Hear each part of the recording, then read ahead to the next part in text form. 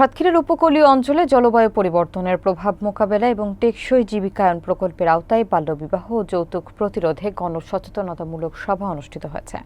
সোমবার দেবহাটা উপজেলার কুলিয়া ইউনিয়ন পরিষদ চত্বরে বেসরকারি উন্নয়ন সংস্থা আনন্দ এই অনুষ্ঠানের আয়োজন করে।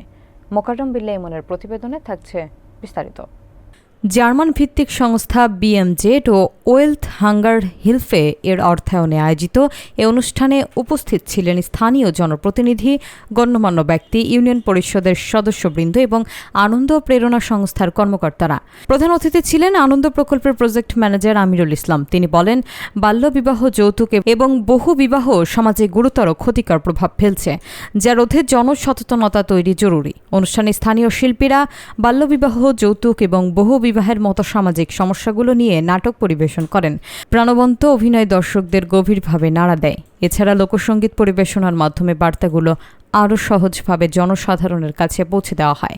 আয়োজকরা জানান, সাংস্কৃতিক পরিবেশনার মাধ্যমে সামাজিক ব্যাধি প্রতিরোধের পাশাপাশি জলবায়ু সহনশীলতা সম্পর্কে সচেতনতা বৃদ্ধি করাই এই কর্মসূচির লক্ষ্য।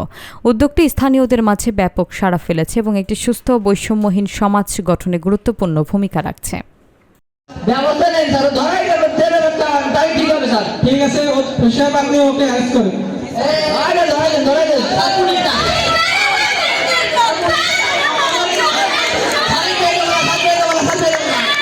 ঠিক আছে,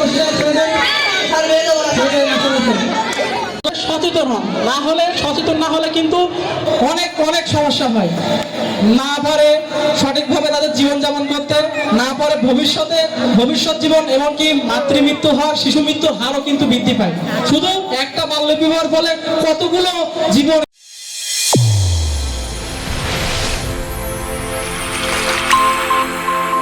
চ্যানেল A1 হৃদয় রেসপন্স।